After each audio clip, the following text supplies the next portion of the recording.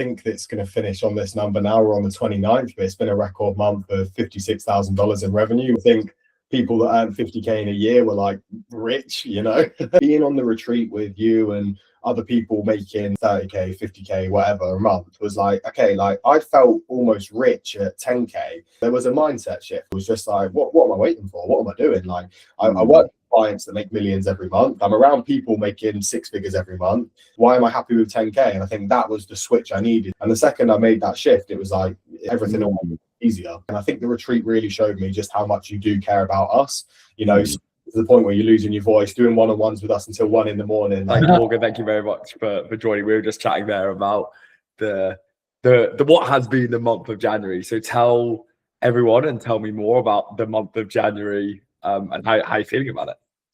Yeah, so January, I think it's going to finish on this number now. We're on the 29th, but it's been a record month of $56,000 in revenue, which seems like crazy to even say, you know. Like I used to think people that earn 50K in a year were like rich, you know. Yeah. So it's mental, yeah, crazy.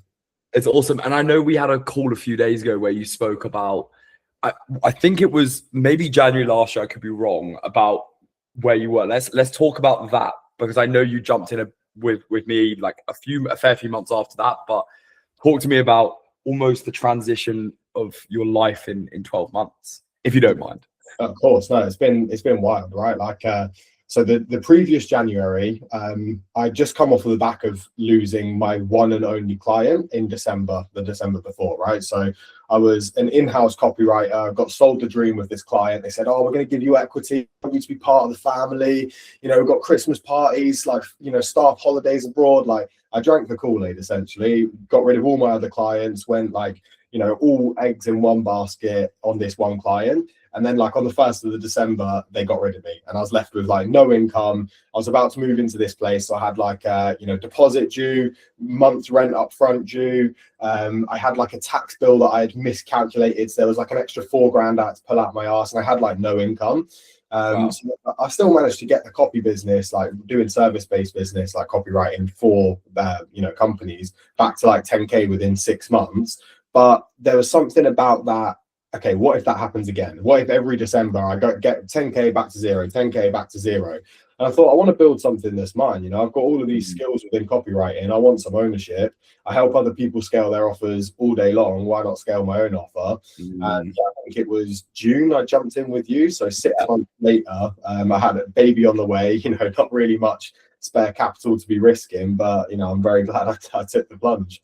Mate, it's been awesome, and it's been awesome working with you. Obviously, cool that you just renewed, and cool that we just jumped on the retreat. I guess the two parts that I'm so interested in talking about is first, like going back to that, what you just touched on there about your motivation to join and why you're like, okay, you know, you're obviously incredibly good at copywriting. Like I know that from seeing the way that you operate and seeing the people you've helped.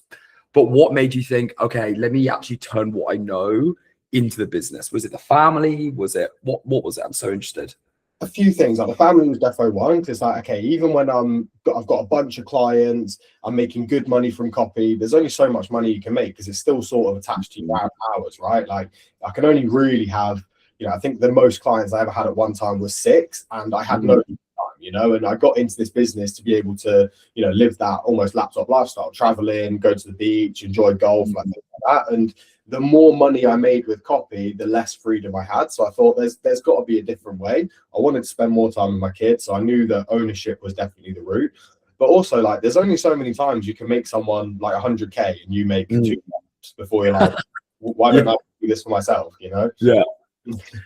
Fascinating. It makes so much sense. And I guess then we obviously had the kind of 6-month initial hitting it and we got it off the ground. But what changed this month? Obviously we went to the retreat, but what do you think has helped you visualize and then act out into being like, this is why I hit that month? There's definitely a few things. I think like actionable things was just like detaching from the outcome and focusing solely on like my inputs, right? Like 3 posts a day, little bit of ad spend, being in the DMs, you know, jumping on calls. Like that was my life. I made that focus and the priority. But you know, I knew to do that before, but I wasn't doing it. So there was a mindset shift, right? And I think being on the retreat with you and other people making, you know, 30k, 50k, whatever a month was like, okay, like I felt almost rich at 10k, and that's almost like laughable to them. Like that's like, you know, the floor, not the target. And so seeing that and seeing how just real it was for you and how normal it was and how like I was almost playing it safe and small was just like, what am I waiting for? What am I doing? Like I work with clients that make millions every month. I'm around people making 6 figures every month. Why am I happy with 10k? And I think that was the switch I needed to just be like, fully step into this now, you know, like completely own it. You've got an awesome group. You're getting people great results. Like you're doing people a disservice by not pushing this more and not getting more people inside and not changing more lives. Yeah, no, like it's awesome to see that. And I literally remember we had a 3 or 4 day team retreat after.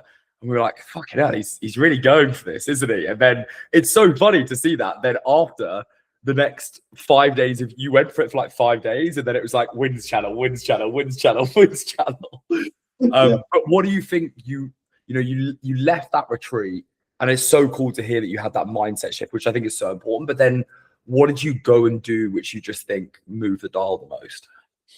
I'd say like, yeah, I mean, it's definitely just detaching from the outcome, right? Just posting regardless. Because I just, you know, want to post for the views, for the likes, optimizing for all the things that feel good. But, you know, it's like Matthias on the retreat. Some of his videos get like 200 views, like 3 likes, but it's booked in 3 sales calls. And like here and that, like he doesn't care whether it's got 200 likes or views. Or whatever. He's just posting regardless. And so I thought, okay, I know that my offer helps, like it's got a 90% success rate. And so I know that posting content about these problems that people within the offer are facing is going to help people. And even if it only helps 1 person a day, it's still doing what it's meant to do. I don't need the likes, I don't need the views. And it's like by detaching from those vanity metrics, the actual metric I cared about of cash collected, revenue, calls in the calendar, it just went like boom. And I was like, right, there you go. Tells you everything you need to know, you know.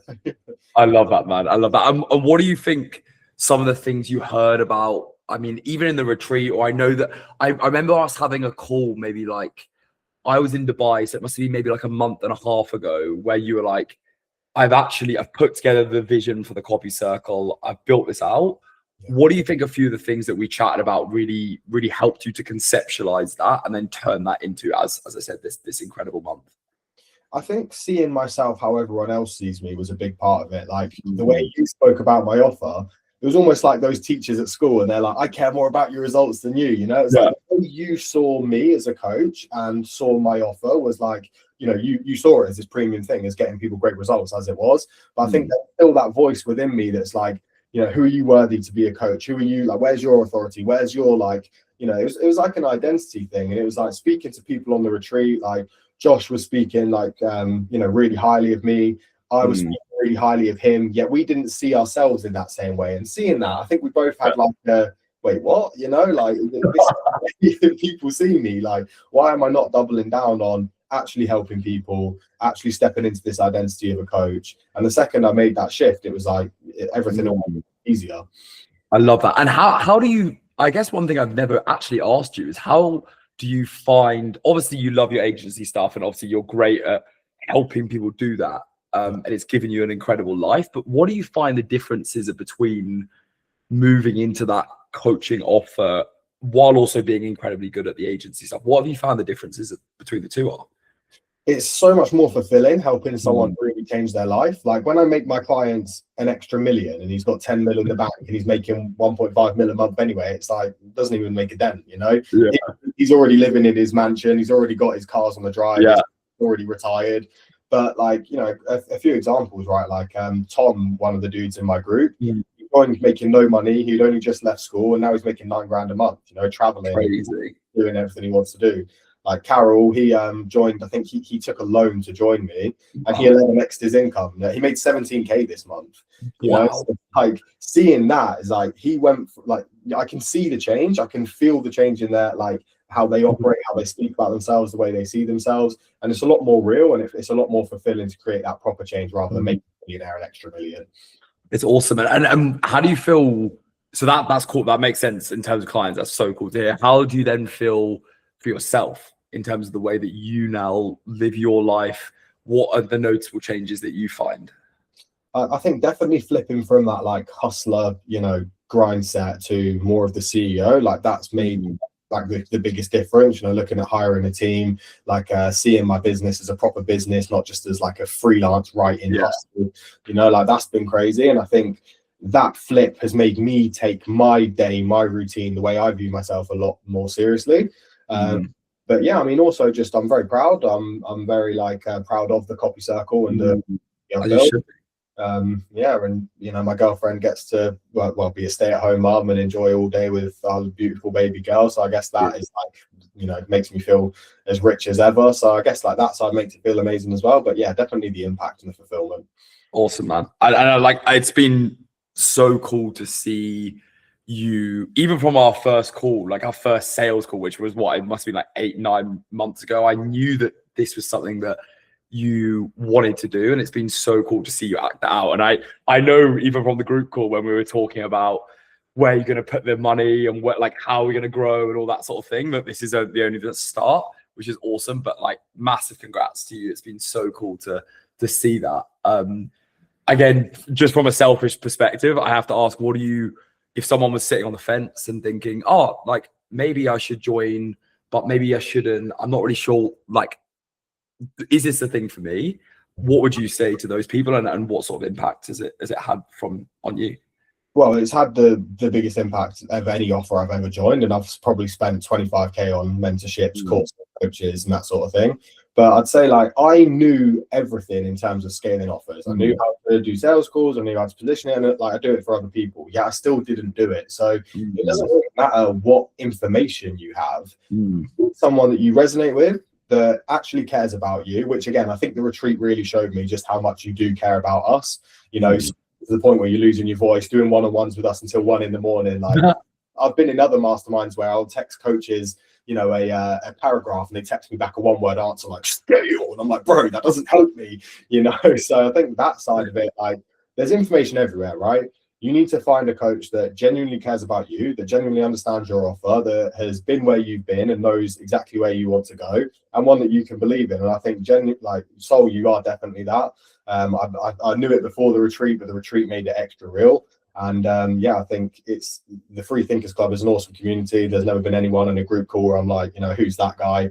We're all very like-minded, share very similar values. And I think if you're serious about actually making change, then you already know that this is a group that could do it for you. It's just about taking that risk on yourself and believing in the process. Mate, I appreciate that so much. And I know you've got some important dad duties to get off to now, so I'll let you go off to do that. But mate, I appreciate your time. It's been a pleasure. And as I said, we've got plenty of scaling to do to come up with. But no, thank you very much. So I appreciate all your time and all the help and guidance you give us. It honestly means the world to me. Always, mate. Thank you very much. Appreciate it.